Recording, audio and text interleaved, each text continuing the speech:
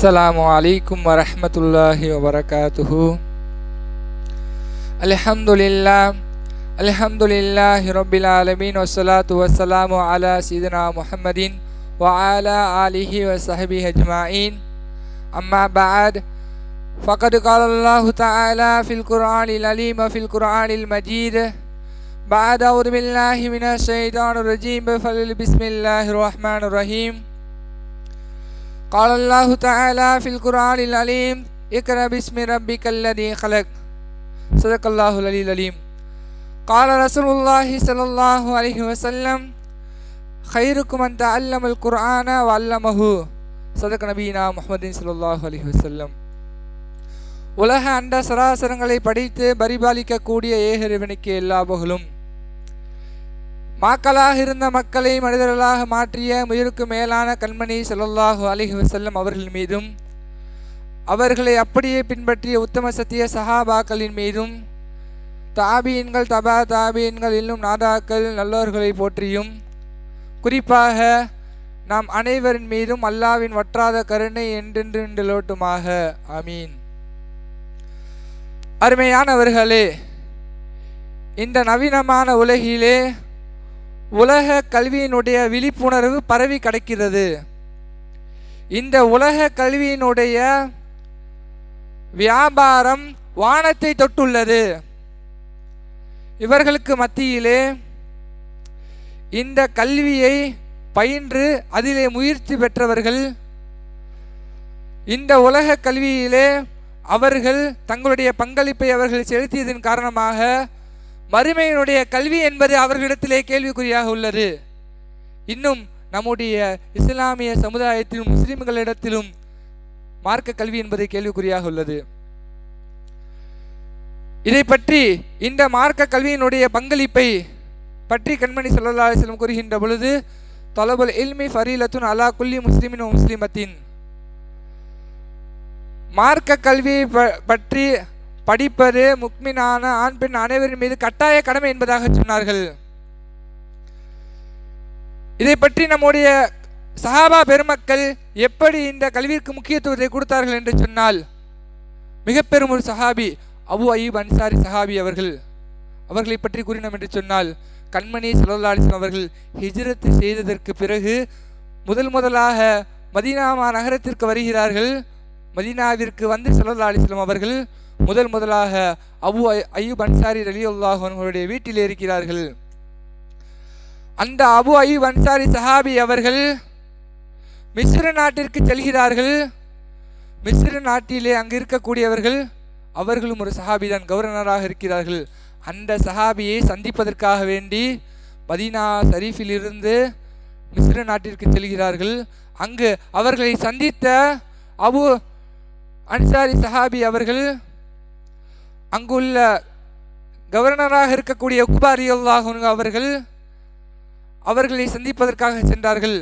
அங்கு சென்றவுடன் அபு அய்யூப் அன்சாரி சஹாபி அவர்களை பார்த்தவுடன் உக்பா ரலியல்லாஹு அன்ஹு அவர்களுக்கு அளவு கடந்த சந்தோஷம். எந்த அளவிற்கு என்று சொன்னால், அவர்கள் சந்தோஷத்தின் உச்சத்தில் இருந்தார்கள். அந்த அபு அய்யூப் சஹாபி அவர்கள் மிக சிறப்பு வாய்ந்தவர்கள் அல்லவா, அவர்களை பார்த்தவுடன் உக்பா வாருங்கள் என்பதாக அழைத்தார்கள். அழைத்துவிட்டு அபு அய்யூப் அன்சாரி சஹாபி அவர்கள் சொன்னார்கள், நான் இங்கு வந்தது ஒரு ஹதீஸை நான் தஹக்கீர் உறுதிப்படுத்துவதற்காக வேண்டி நான் மதீனாவிலிருந்து வந்தேன் என்பதாக சொன்னார்கள். ஏனென்றால் அந்த ஹதீஸை ஸல்லல்லாஹு அலைஹி வஸல்லம் கூறுகின்ற பொழுது, நானும் நீங்கள் மட்டும்தான் அந்த இடத்துல இருந்தோம், எனவே தான் நான் இங்கு வந்தேன் என்பதாக சொன்னார்கள். அந்த ஹதீஸை கூறினார்கள். கூறிவிட்டு, இந்த ஹதீஸிலே ஏதாவது திருத்தம் செய்ய வேண்டுமா, இந்த ஹதீஸிலே ஏதாவது பிழை இருக்கிறதா, இந்த ஹதீஸிலே ஏதாவது சேர்க்க வேண்டுமா என்பதாக கேட்டார்கள். கேட்டவுடன் அதற்கு மிஸ்ர் நாட்டுடைய கவர்னராக இருக்கக்கூடிய உக்பா ரலியல்லாஹு அன்ஹு அவர்கள் சொன்னார்கள், சதக்க நீங்கள் உண்மையை கூறிவிட்டீர்கள் என்பதாக சொன்னார்கள். மறுகணம் நான் கிளம்புகிறேன் என்பதாக சொன்னார்கள். சற்று சிந்திக்க வேண்டும். இன்றைய காலத்திலே பக்கத்து ஊர்லேருந்து நம்ம இங்கே வந்தாலே டயர்டாக இருக்குது, ரெஸ்ட் எடுக்கிறோம். ஆனால் அன்றைய காலத்தில் சஹாபா பெருமக்கள் அப்படி அல்ல, மீண்டும் செல்கிறேன் என்பதாக சொன்னார்கள். ஆனால் மறுபக்கம் சந்தோஷத்தின் உச்சத்தில் இருந்த உக்பா ரலியல்லாஹு அன்ஹு அவர்கள் சொன்னார்கள், இங்கு வந்து உணவருந்து விட்டு விருந்தாளியாக தங்கிவிட்டு செல்லலாமே. அதற்கு அபு அய்யூப் அன்சாரி சஹாபி அவர்கள் சொன்னார்கள், நான் இங்கு வந்தது உணவு அருந்துவதற்காகவோ இங்கு தங்கிவிட்டு செல்வதற்காக நான் வரவில்லை. இந்த ஹதீஸை நான் தயக்கை செய்வதற்காக வேண்டிதான் நான் அங்கிருந்து வந்தேன் என்பதாக சொன்னார்கள். அருமையானவர்களே, சற்று இந்த இடத்துல நான் சிந்திக்க வேண்டும். இன்றைய காலத்திலே பேருந்து இருக்கு, ட்ரெயின் இருக்கு. ஆனால் அந்த காலத்தில் நடந்தும் குதிரையின் மூலமாக ஒட்டகத்தின் மூலமாகவும் பயணம் செய்து வந்தார்கள். அருமைக்குரிய சகோதரர்களே, இதன் மூலம் நாம் அறிய வேண்டும் மார்க்க கல்விக்கு எந்த அளவிற்கு முக்கியத்துவத்தை கொடுத்தார்கள் நம்முடைய சஹாபா பெருமக்கள். ஏன் தாபீன்களும் முக்கியத்துவத்தை கொடுத்தார்கள். எந்த அளவிற்கு என்று சொன்னால், அபு உஸ்மான் ரலியல்லாஹு அன்ஹு அவர்களும் ஒரு தாபிய. அவர்களை பற்றி நாம் கூறினோம் என்று சொன்னால், அவர்கள் ஒரு முஹதீஸ், அதாவது ஹதீஸை ஒன்று திரட்டக்கூடியவர்கள். ஹதீஸ் அன்றைய காலத்திலே அவர்கள் ஒன்று திரட்டி கொண்டிருந்தார்கள். அப்பொழுது அவர்களுக்கு ஒரு ஹதீஸின் பார்வைக்கு வருகிறது. என்ன ஹதீஸு? அவர்கள்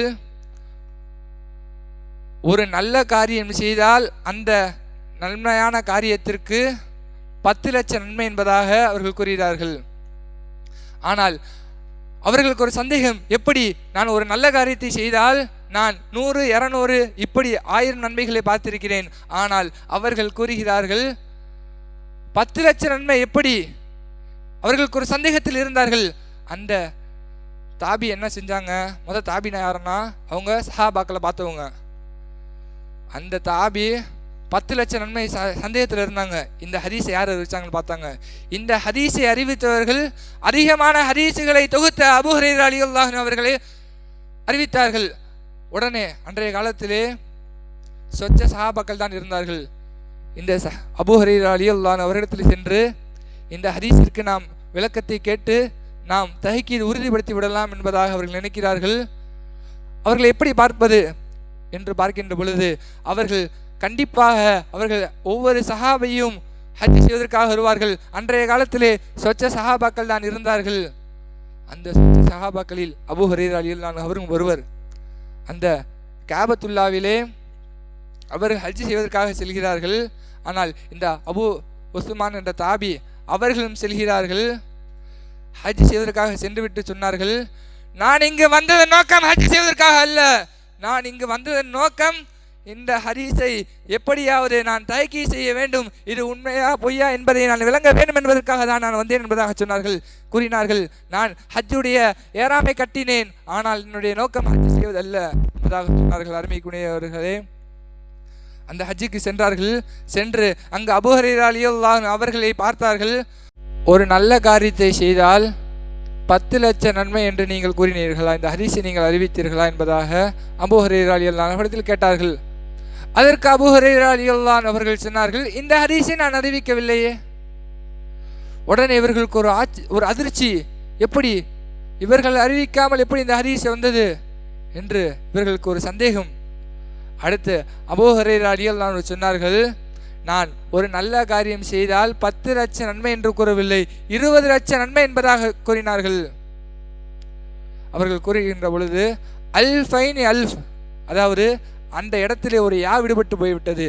அதன் காரணமாக 20 லட்சம் என்பது 10 லட்சம் என்பதாக ஹதீஸ் அது வெளியாகிவிட்டது. இதன் காரணமாக தான் இப்படி ஹதீஸ் தவறான மொழியிலே நம்முடைய உம்மத்திற்கு வந்துவிடக் கூடாது என்பதற்காக வேண்டி நம்முடைய இமாம் பெருமக்களாக இருக்கட்டும், சஹாபா பெருமக்களாக இருக்கட்டும், இந்த கல்வியிலே எந்த அளவிற்கு முக்கியத்துவத்தை கொடுத்தார்கள் என்பதை நாம் சற்று சிந்திக்க வேண்டும். அருமையானவர்களே, நம்முடைய இமாம் பெருமக்கள் கிதாபுகளிலேயே ஆய்வு செய்கின்ற பொழுது கல்வி சிறந்ததா இபாதத் செய்வது சிறந்ததா என்பதாக ஆய்விலே அவர்களுக்கு மத்தியிலே ஒரு சர்ச்சை ஏற்படும். அந்த ஆய்விற்கு விடை எதில் இருக்கிறது? ஹதீஸில் இருக்கிறது.